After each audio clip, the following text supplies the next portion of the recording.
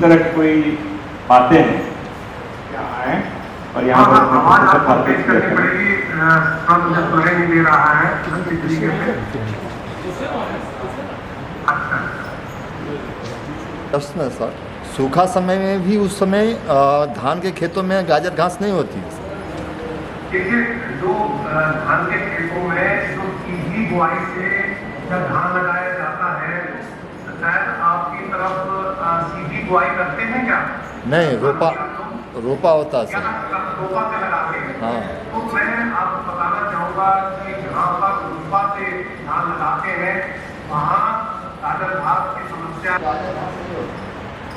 हाँ, धान के खेत में अभी तो गाजर घास नहीं मिलेगा, लेकिन जैसे जैसे गाजर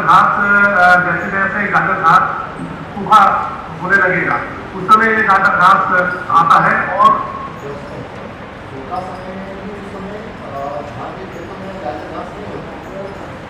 देखिए, जो धान के खेतों में जो सीधी बुआई से जब धान लगाया जाता है, शायद आपकी तरफ सीधी बुआई करते हैं क्या धान की आप लोग, या रोपा से लगाते हैं?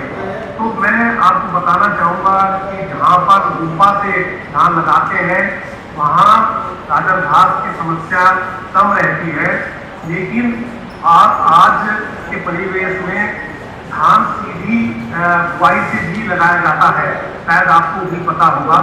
तो जहाँ पर सीधी बुआई से धान लगाते हैं वहाँ पर भी गाजर घास बहुत अधिक मात्रा में पाया जाता है।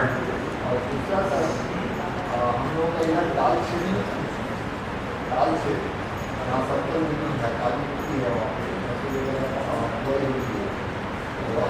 हर साल होता है, लेकिन वहाँ पे गाजर घास हमको नहीं दिखाई।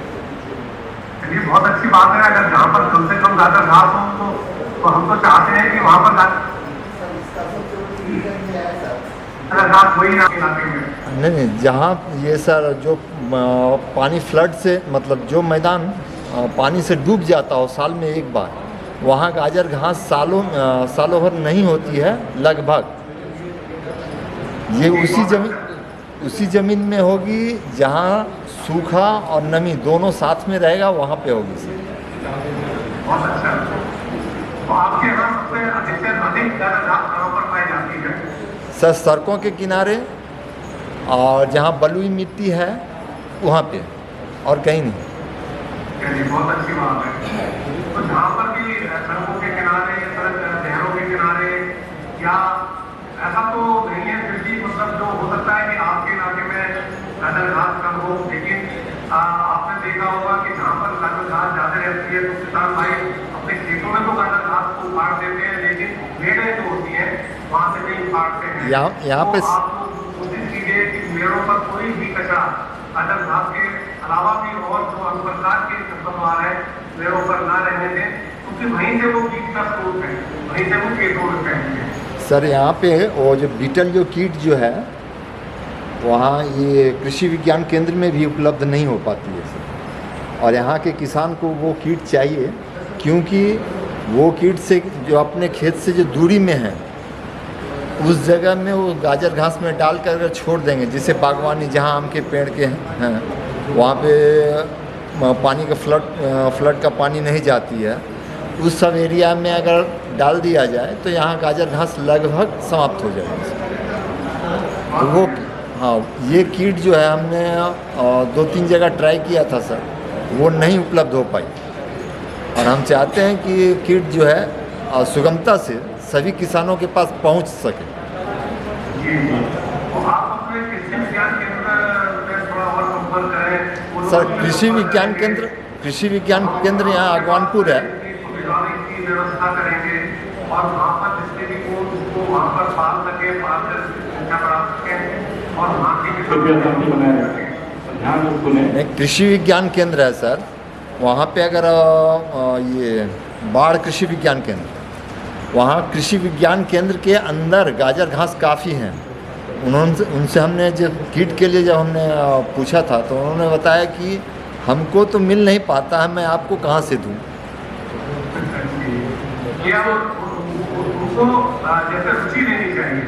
अब देखिए साहब, सीआरपीएफ लोग रुचि ले रहे हैं यहाँ के अधिकारी रुचि ले रहे हैं, इसी प्रकार से कृषि विज्ञान केंद्रों के अधिकारियों को भी रुचि लेनी चाहिए। नाम नंदन सिंह है और लखीसराय डिस्ट्रिक्ट से हैं और 6-7 हेक्टेयर के हम किसान हैं और भय लगता है सर। आप बताए कि ये कीट मैक्सिको से लाया गया और 10-20 साल जब इसका प्रयोग कर लिया जाएगा तो कहीं ऐसा नहीं हो। हर चीज़ में देखा गया है कि जो आया है अमेरिका से, इंग्लैंड से 10-20 बरिस एग्रीकल्चर यूनिवर्सिटी 68 के लगभग हम लोगों के यहाँ यूरिया DAP लाया गया और कह के छिटवाया गया, यहाँ तक कि दवा दारू मुफ्त बांटा गया। और जब आज आदत लग गया लोगों को तब कहा जा रहा है आप ही लोग हमको समझा रहे हैं, आप ही लोग हमको फंसाए। और कंट्रीब्यूशन हम मानते हैं थोड़ा सा कृष्णचंद्रा जी किए हैं पार्थेनियम पर काट के वेस्ट डिकम्पोजर से 15-20 दिन में उसको हम गला लेते हैं और खेत में हम उपयोग करते हैं। तब मैक्सिको का कीट कल कोई तमाशा तो नया नहीं खड़ा करेगा, हर चीज़ में तो निकाला गया दोष।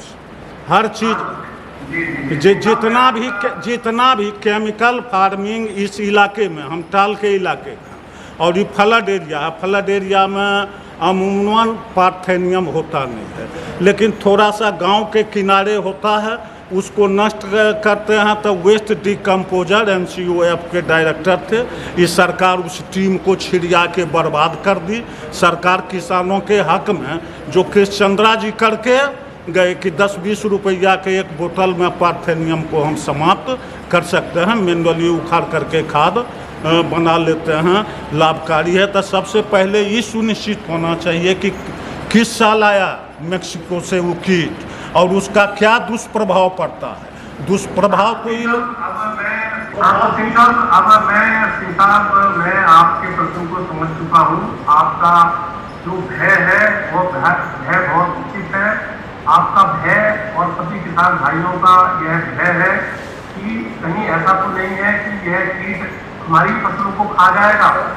तो आपने, जब मैं बता रहा था, प्रेजेंटेशन दे रहा था, तो मैंने आपको बताया कि इसकी जो मैक्सिको से जब हम कीट लाए थे तो इसकी प्रक्रिया ऐसा आसान नहीं है, इसकी प्रक्रिया बहुत जटिल है।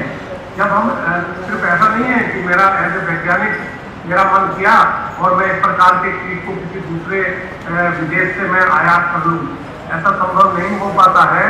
हमें वैज्ञानिक होने के नाते हमें जो भारतीय सरकार है उसका जो प्लांट प्रोटेक्शन एडवाइजर है, जो कि भारत सरकार की एक मुख्य संस्था है वैज्ञानिकों की, वहाँ से हमें परमिशन लेनी पड़ती है, वहाँ पे हमें सारा डाटा देना पड़ता है और हमें उनकी जब परमिशन मिल जाती है तभी हम उसको दूसरे देश से आयात कर पाते हैं। आयात करने के बाद भी ऐसा नहीं है कि हमने आयात किया और उसको सीधे हमने खेतों में छोड़ दिया। आयात करने के बाद भी 2-3 सालों तक उसका गहन परीक्षण संगरोध प्रयोगशालाओं में होता है। तो ये संगरोध प्रयोगशालाएं हैं वो इस प्रकार की होती है कि उससे कीट बाहर तक न निकल पाए, यानी कि इतना ज़्यादा सावधानियां बरती जाती हैं। और जितने भी हमारे देश के जो फसलें हैं और जो पौधे हैं उनके ऊपर इनका परीक्षण करने के बाद तब ही यह छोड़ा जाता है। तो इसलिए आप निश्चिंत रूप से रहें कि यह किसी अन्य फसलों को यह कीट नुकसान नहीं कर पाएगा, क्योंकि इस पूरी चीज की प्रक्रिया जो है बहुत जटिल है और बहुत वैज्ञानिक तरीके से होती है। तो इसलिए मैं पुनः ये आपसे आग्रह करूंगा, किसान भाइयों से आग्रह करूंगा कि कृपया वो अपने दिमाग से इस बात को निकाल दें कि यह कीट किसी और अन्य वनस्पति को खा सकता है। धन्यवाद। कोई किसी दूसरे को मौका दे दीजिए। नमस्कार, मैं चंदन कुमार, हम सर चंदन कुमार, ये मोकामा मेरा घर हुआ और 8 हेक्टेयर में मेरा सर खेती होता है। 8 हेक्टेयर में खेती होता है। 1 एकड़ में मेरा सर तालाब भी है। और सर मैं कृषि विज्ञान केंद्र का 14 वर्षों से मेंबर भी हैं और विश्वविद्यालय जो कृषि विश्वविद्यालय चौर भागलपुर है वहाँ की बोर्ड के मेंबर हैं। सर आपसे इस गाजर घास पर हम तो पहले से कार्य कर रहे हैं, इसमें एक और प्लस भी पॉइंट है, इसमें नाइट्रोजन की मात्रा भी पाया जाता है और इसको फूल आने से पहले हम लोग जैविक खाद भी उत्पादन करते हैं, केमिकल तैयार करते हैं इससे और सब्जी खेती करते हैं। बनारस में जो सब्जी का अनुसंधान संस्थान है वहाँ सब्जी हम खेती करते हैं 2 हेक्टेयर में, तालाब अपना है और अन्य फसलों करते हैं। सबसे सर महत्वपूर्ण इसमें एक चीज़ आया इस कार्यक्रम के माध्यम से, अगर कुछ एरिया में हम काम करेंगे तो सर कंट्रोल नहीं होगा, लेकिन अगर आपके सर माध्यम से अटारी के डायरेक्टर को अगर आदेश दिया जाए तो उनके अंदर में 67 कृषि विज्ञान केंद्र हैं, बिहार और झारखंड आते हैं। इसी कार्यक्रम के माध्यम से 67 कृषि विज्ञान केंद्र के द्वारा सारे किसानों को जागरूक किया जा सकता है और कम समय में। और यहाँ पर सर 3 विश्वविद्यालय है, तो 3 में एक भारत सरकार का है पूसा में, तो पूसा के कुलपति को भी सर एक लेटर दिया जाए और बिहार पशु विश्वविद्यालय को भी और बिहार कृषि विश्वविद्यालय को भी, तो तीनों विश्वविद्यालय के अंदर में जितने भी केवीके आते हैं और अटारी डायरेक्टर से, तो सारे किसानों को सर बिहार और झारखंड को हम पकड़ सकते हैं और किसानों में जागरूकता भी आएगा। और ये बहुत अच्छा कार्यक्रम है और इसको हम चाहते हैं कि किसानों के बीच वैज्ञानिकों के माध्यम से और प्रचार प्रसार कराएं। और सबसे महत्वपूर्ण सर आता है जो रोड के किनारे जितने भी घास आते हैं या किसानों के खेत के बगल में, वो किसान कोई उखाड़ते नहीं हैं, पूछते हैं कि हम दूसरे किसान क्यों उखाड़ें, लेकिन जागरूकता की कमी के कारण वो लोग छोड़ देते हैं। जब जानकारी रहेगा तो उसको नष्ट किया जा सकता है, लेकिन 4 लेन के किनारे या रोड के किनारे कहीं भी होता है तो हम लोग एक कृषि विज्ञान केंद्र के माध्यम से उसका छिड़काव करवा सकते हैं या सरकार के माध्यम से। धन्यवाद सर।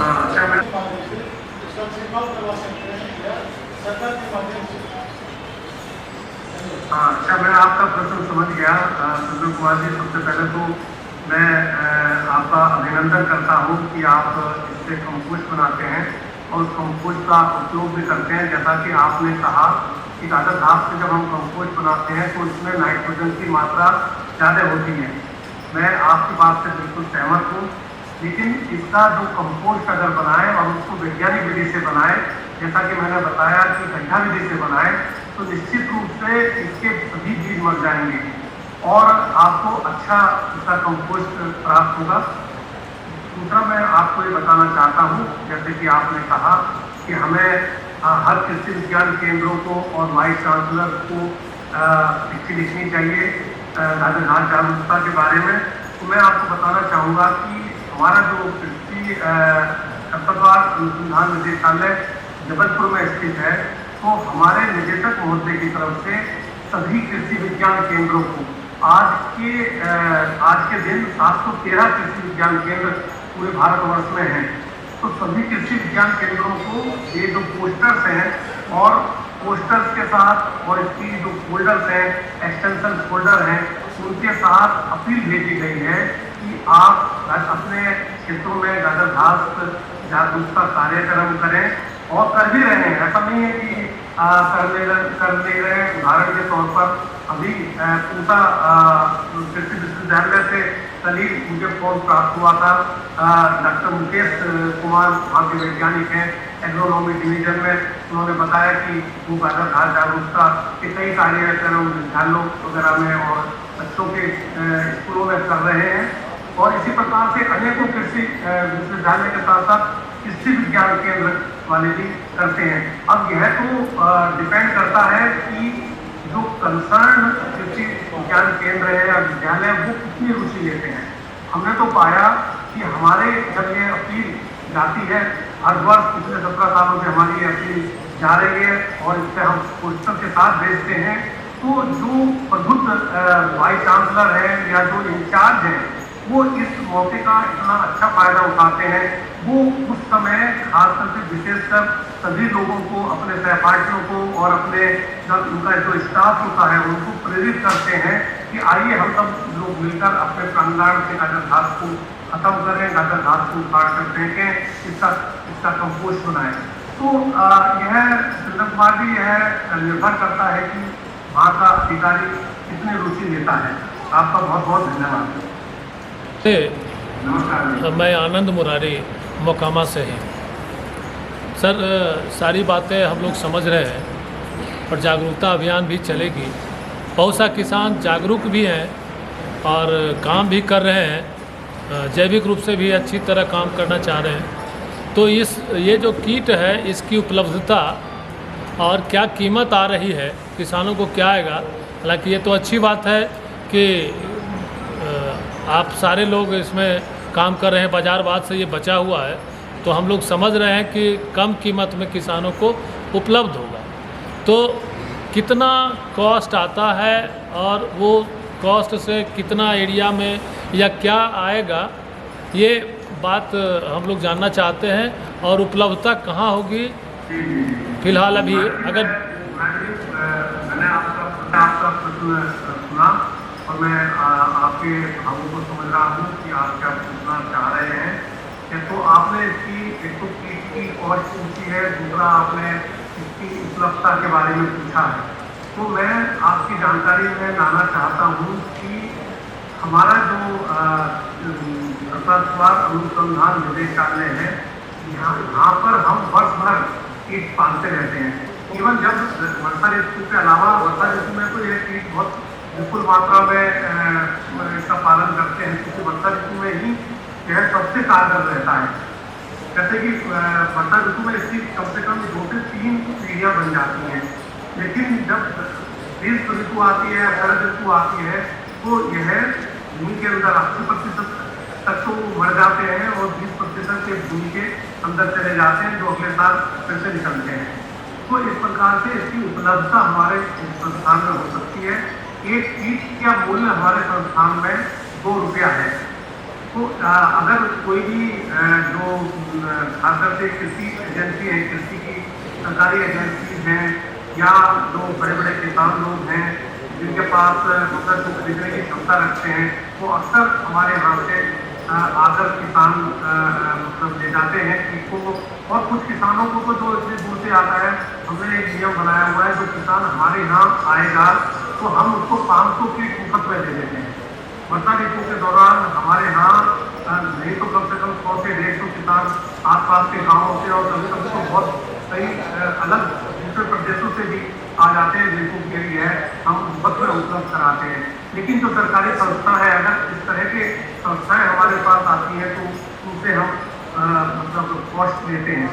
उदाहरण के तौर पर जैसे महाराष्ट्र की नागपुर क्षेत्र की कृषि संस्था थी, उसने हमारे यहाँ से 70 लाख कीट लिए और करीब करीब उन्होंने 1 करोड़ 22 लाख का जो पैसा हमारे यहाँ जमा कराया और 70 लाख कीट हमने वहाँ पर छोड़े उनके यहाँ पर। और इसी तरीके से जैसे अभी माधव नेशनल पार्क से भी परसों 3-4 दिन पहले 30,000 के करीब कीट लेकर गए हैं, जो वहाँ के जंगलों में छोड़ेंगे। तो इस प्रकार से हम कीटों को उपलब्ध कराने की चेष्टा करते हैं। लेकिन मैं फिर आपको बताना चाहूँगा कि ये मुफ्त की दवा है।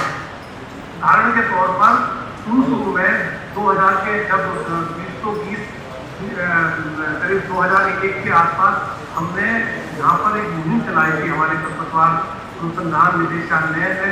तो उस समय जितने भी कृषि विज्ञान केंद्र थे, हमने वहाँ पर इन कीटों को डिब्बों में अपनी स्पीड पोस्ट के द्वारा और जो दूसरी कुरियर सर्विसेज है उनके द्वारा वहाँ पर भेजा।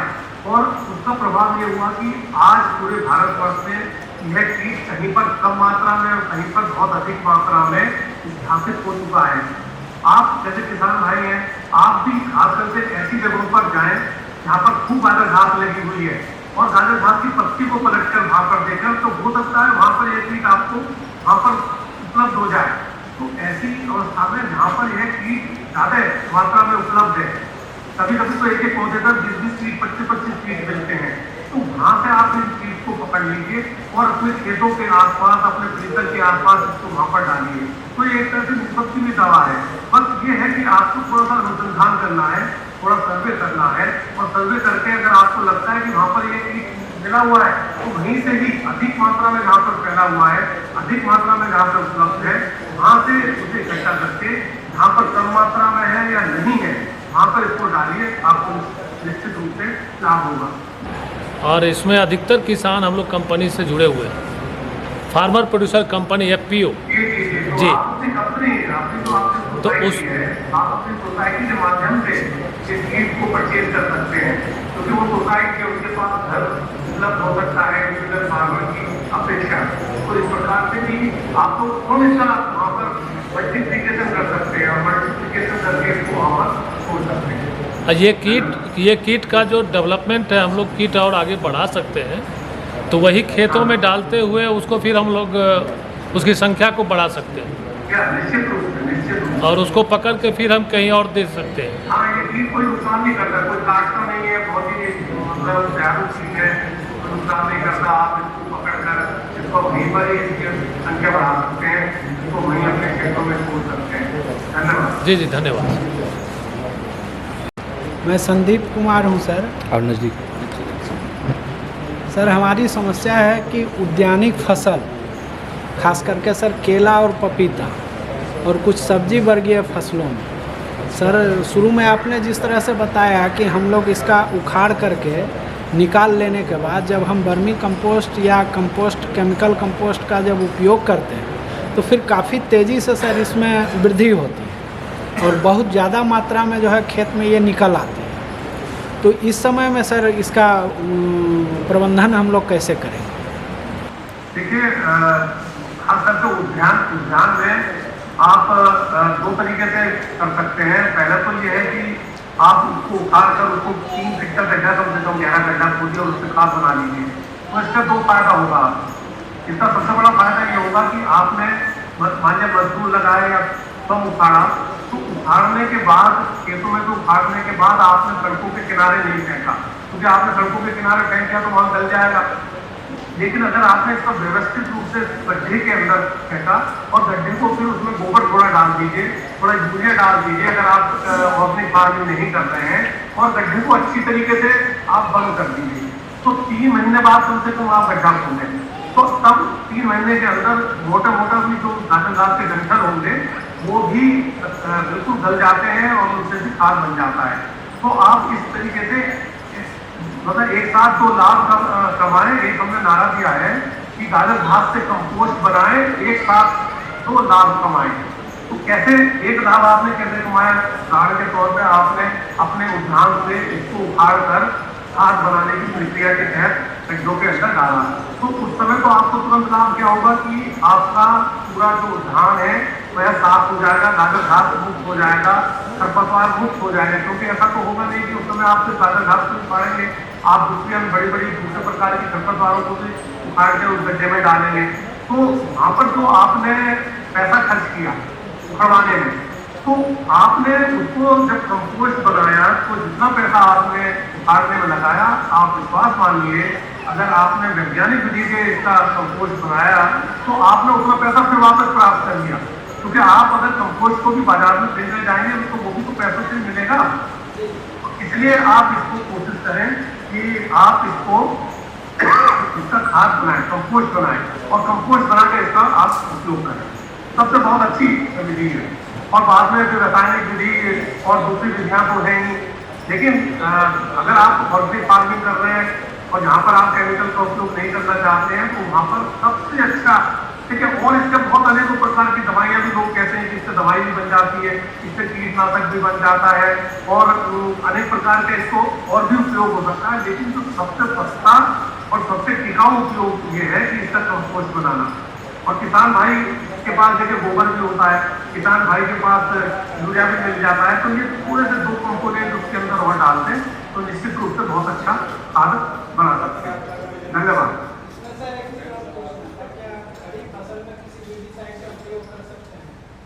खड़ी फसल कौन सी है ये निर्भर करता है। उदाहरण के तौर देखिए, केला और पपीता में आप अगर केला और पपीता पे जो हर्बिसाइड डल जाएगा तो केला और पपीता को भी नुकसान करेगा। तो अगर आपका शाकनाशी या हर्बिसाइड का उपयोग करना है तो हुड का प्रयोग करें, या केला और पपीता के जो तने हैं, क्योंकि इसके पौधे तो ऊपर चले गए हैं, तो तनों पर आप पॉलीथीन लपेट दें, क्योंकि जिससे उसका स्प्रे तनों पर ना पड़े।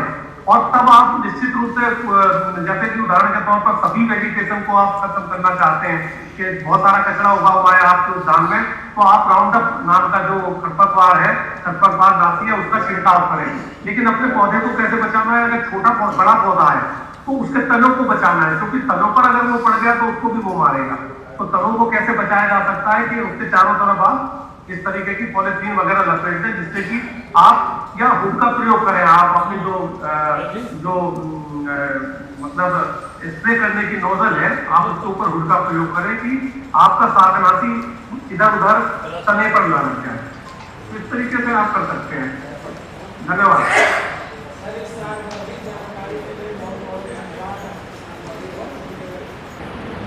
सर नमस्कार नमस्कार जी, मैं sir Upendra Singh deputy commandant हूँ अब ग्रुप केंद्र मोकामा घाट में। सर आपने जो अभी अपना बहुमूल्य समय निकाल करके और हम सभी को और हमारे किसान भाइयों को ज्ञानवर्धित किया और गाजर घास के प्रति जो जागरूकता अभियान को आगे बढ़ाने में अपना जो योगदान दिया, बातें बताई, इस सब से हम लोग यही उम्मीद कर रहे हैं कि सभी लोग काफ़ी लाभान्वित होंगे और इस सब के लिए आपको बहुत बहुत धन्यवाद। Thank you sir. सवाल भी बहुत अच्छे आए। मुझे विश्वास है कि डॉक्टर सुशील जो जबलपुर में हैं, मोकामा का नाम उन्होंने शायद पहले नहीं सुना होगा, लेकिन आज उनके मन में मोकामा की एक बहुत ही अच्छी छवि होगी और आगे भी आप लोग जुड़े रहिए। मैं आप लोग को नंबर शेयर उनका कर देता हूँ, चाहे व्हाट्सएप से चाहे मोबाइल से जुड़िए। और साइंटिस्ट का भी एक कम्युनिटी होता है, ज़रूरी नहीं है कि सिर्फ गाजर घास के बारे में, और भी ऐसी चीज़ें होंगी जिनसे सलाह मशवरा आप लोग कर सकते हैं। वो लोग साइंटिस्ट हैं, वो लैब में काम करते हैं, उसका थ्योरी ज़्यादा पढ़ते हैं, प्रैक्टिकल आपको ज़्यादा पता है, तो दोनों मिलकर बहुत अच्छा रिजल्ट आ सकता है। और आपका एक बहुत अच्छा सवाल था जो कि दारू देकर यूरिया का प्रयोग को बढ़ावा दिया गया। आप सच कह रहे हैं। देखिए, फ़र्क केमिकल और बायोलॉजिकल में यही है।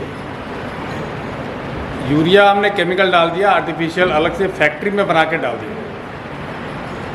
मैं फौजी आदमी हूँ, मुझे मतलब जानकारी नहीं है, जो थोड़ा बहुत मैं इधर उधर से इकट्ठा किया हूँ वो मैं आप लोगों के साथ शेयर कर रहा हूँ। इसको कोई अथॉरिटी मत मानिएगा, इसको सच या झूठ मानना है आपका अपना डिसीजन है। तो यूरिया वगैरह जो हमने डाला उस समय आपको भी नहीं पता होगा और लोगों को भी नहीं पता होगा, लेकिन अब हम लोग को ये समझ में आ रहा है कि वो एक मार्केटिंग स्ट्रेटजी हो सकती है। तो आपने जो कहा सच कहा, लेकिन केमिकल और बायोलॉजिकल में यही है। यूरिया अगर आपने ज़रूरत से ज़्यादा डाल दिया तो वो ज़मीन में पड़ा रहा, वो बह के फिर आपकी नदी में तालाब में फटने जाएगा, कोई केमिकल। और जो ये कीट है, कितने भी कीट पतंगे होते हैं, आपने देखा होगा दिवाली के समय, बरसात के समय कई कीट खूब ढेर सारे हो जाते हैं, ठीक है। और कुछ समय बाद जब मौसम उनके अनुकूल नहीं रहेगा, टेम्परेचर अनुकूल नहीं रहेगा, पानी अनुकूल नहीं रहेगा, तो वो अपने खत्म हो जाएगा। मच्छरों के साथ ऐसा होता है, मच्छरों का टाइम होता है, वो जो सूर्यास्त का समय है उस समय ज़्यादा होते हैं, उनका वो भोजन करने का समय होता है। तो जो बायोलॉजिकल चीज़ें हैं, चाहे वो बायोलॉजिकल पौधे हैं, चाहे बायोलॉजिकल जानवर हैं, कीट पतंग हैं, इनका कोई ना कोई कमज़ोर नस होती है, जिसका इस्तेमाल करके आप बिना साइड इफ़ेक्ट के इनको कंट्रोल कर सकते हैं। यही ये जो कीट है मैक्सिकन बीटल, जैसा वो बता रहे हैं, उनके कहने पे आपने भी सुना कि ये सिर्फ गाजर घास को ही खाता है। तो अगर गाजर घास को खाएगा, इलाके के गाजर घास को खा लेगा, ख़त्म कर लेगा, तो ऑटोमेटिकली इसकी संख्या कम हो जानी चाहिए, या तो ये दूसरे इलाके में चला जाएगा जहाँ गाजर घास है। अभी इसका कितनी दूर जाता है, इस पर एक सवाल होना चाहिए था, ये आप लोग पता कर लीजिएगा। मतलब इसका माइग्रेशन का कितना दूरी है? नहीं जाती है सर, नहीं जाता है, वो जहाँ रहती है वहीं समाप्त हो जाती है। कितनी दूर? फिर भी मतलब 2-4 फीट तो जाता हो। 1 मीटर 1.5 मीटर के अंदर में इलाके से ठीक है, गुड। आपको पता है तो उसमें फिर ये तरीका जैसे बताया उन्होंने कि जहाँ ज़्यादा है अगर हम ऐसा कर पाएँ, क्योंकि हमेशा हर बार जबलपुर से मंगाना संभव नहीं है। हम लोगों ने कुछ यहाँ रखा हुआ है, ये सिर्फ हमारे उत्साह के कारण, नहीं तो हमने ये सरकारी पैसे से खरीदा है। तरीके से हमको आपको ये नहीं देना चाहिए, ठीक है। लेकिन वो कहते हैं ना कि जब आस पड़ोस सुखी रहता है तभी आप भी अच्छे से सुखी रह सकते हो। तो अपने कैंप में तो हम ख़त्म कर लेंगे, लेकिन अगर जस्ट बगल में होगा तो फिर वो हो सकता है दोबारा हमारे पास आ जाए। तो इलाके से जब कंट्रोल होगा तो इसका सामूहिक रूप से अच्छा फ़ायदा होगा। और इसमें हमारा पैसा लगा है तो हम बहुत जोर नहीं दे रहे हैं कि सब लोग ले जाएं। जो बहुत ज़रूरत समझते हैं, जो बहुत ही मतलब ले जाने के दिल से इच्छुक हैं, वही ले जाएं। और बाकी जो नेचुरल तरीके हैं, जैसे उन्होंने बताया कि जहाँ पे आपको मिल जाए, पत्ते को उठा के देखिए उसके नीचे मिल जाए, तो वो भी 2-4 करके उसका माइग्रेट कर फैला सकते हैं। और ये सही टाइम है बरसात वाला। हमारे लोग जो यहाँ बैठे हुए हैं, हम सब किसी न गांव घर से आते हैं, तो अपने कैंप में तो करना ही है। आप लोग जहाँ से आए हैं, जहाँ छुट्टी जाएंगे, रिटायरमेंट जाएंगे, तो वहाँ भी इस काम को करिए। और कुछ हाँ कुछ बोल रहे हैं, और तो बहुत ज़्यादा संख्या में चाहिए तो आप लोग की कमेटी है, आप लोग का FPP है, संगठन है, जबलपुर से मंगा सकते हैं। कृषि विज्ञान केंद्र है, कृषि विज्ञान केंद्र के पीछे पढ़िए। जो एग्रीकल्चर यूनिवर्सिटी है, जैसा उन्होंने बताया, सबको उन्होंने लिखा हुआ। तो वो चैनल है, वो परमानेंट चैनल है। हमारा चैनल ये वन टाइम चैनल है, ठीक है। CRP का ये तो एक हमारा को करिकुलर काम है, मेन काम हमारा ये नहीं, ये एक्स्ट्रा में है। इसके अलावा जैसा बता रहे थे वो गाजर घास व्यक्तिगत रूप से किसी को परेशानी नहीं होनी चाहिए, वो भी एक वनस्पति है। अब आप देख रहे हैं 55-60 से ये देश में आया हुआ है, फैलते फैलते फैलते अब वो इसकी स्टेज में आ गया है कि वो दूसरों को नुकसान पहुंचा। जैसा उन्होंने बोला, ये एग्रेसिव वीड है, मतलब दूसरों को नहीं बढ़ने देता। यही इसका सबसे बड़ा ड्रॉबैक मेरे हिसाब से है। अदरवाइज़ कोई भी पौधा हो, कोई भी जानवर हो, सबका कुछ ना कुछ फ़ायदा होता है, कुछ ना कुछ नुकसान होता है। कहते हैं कि अमृत भी ज़्यादा पी लो तो नुकसान करता है। तो इससे व्यक्तिगत गाजर घास कोई वो नहीं है चाहता, लेकिन डाइवर्सिटी, जो नेचर की डाइवर्सिटी है, नेचर में विभिन्न प्रकार के पौधे साथ साथ रहने चाहिए। हाँ, शाम को छोड़िएगा, शाम को जहाँ पे ज़्यादा हो, जहाँ ज़्यादा हो वही पड़ेगा।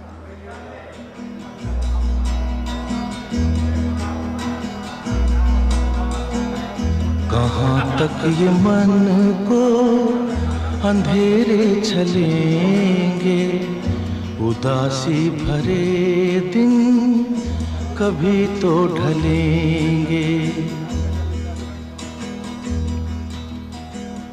कहाँ तक ये मन को अंधेरे चलेंगे, उदासी भरे दिन कभी तो ढलेंगे।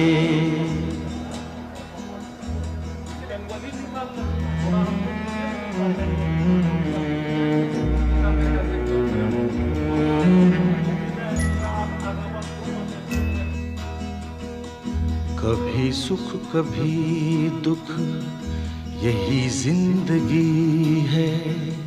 ये पतझड़ का मौसम घड़ी दो घड़ी है। ये पतझड़ का मौसम घड़ी दो घड़ी है। नए फूल कल फिर डगर में खिलेंगे, उदासी भरे दिन कभी तो ढलेंगे।